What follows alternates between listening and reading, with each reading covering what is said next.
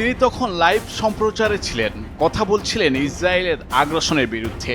এমন সময় ইরানের রাষ্ট্রীয় টেলিভিশন ভবনে হামলা চালায় ইসরায়েল বাহিনী। টিভি লাইভ অনুষ্ঠান বন্ধ না করে সাহসিকতার সঙ্গে চালিয়ে যান সেই টিভি উপস্থাপিকা। বলছে ইরানের টিভি উপস্থাপিকা সাহারা ইমামির কথা। সাহসিকতার জন্য ভিনদেশ থেকে পুরস্কারে ভূষিত হলেন ইরানের টিভি উপস্থাপিকা সাহার ইমামি। ইসরায়েলি হামলার মধ্যেও টেলিভিশন লাইভে দায়িত্ব পালন করে যাচ্ছিলেন তিনি। এর কারণে বেশ আলোচিত হন, প্রশংসা কুড়ান পুরো বিশ্ববাসীর। আর এই সাহসিকতার জন্য ভেনেজুয়েলা সরকার ইরানি উপস্থাপিকা সাহার ইমামিকে 2025 সালের সাইমন বলিভার পুরস্কারে ভূষিত করে। দেশটির প্রেসিডেন্ট নিকোলাস মাদুরো সাহসী সাংবাদিকতার পুরস্কার হিসেবে তাকে সম্মানিত করেন।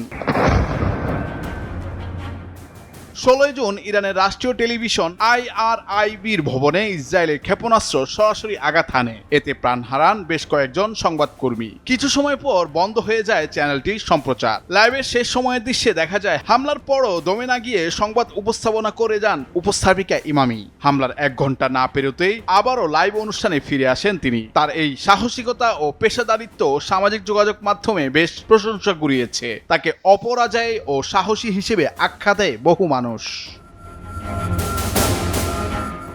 উপস্থাপিকা ইমামির সাহসিকতার প্রতি সম্মান জানিয়ে তাকে নিজের গোল্ড মেডেল উৎসর্গ করেন ইরানের অলিম্পিক জয়ী শুটার জাবাদ ফারৌগি। ইরানের নারী ও পরিবার বিষয়ক উপরাষ্ট্রপতি বলেন, ইরানি নারীর সাহসের প্রতীক ইমামি। সাহার ইমামি মূলত ফুড ইঞ্জিনিয়ারিং এ পড়াশোনা করলেও 2010 সালে সংবাদ উপস্থাপনায় আসেন।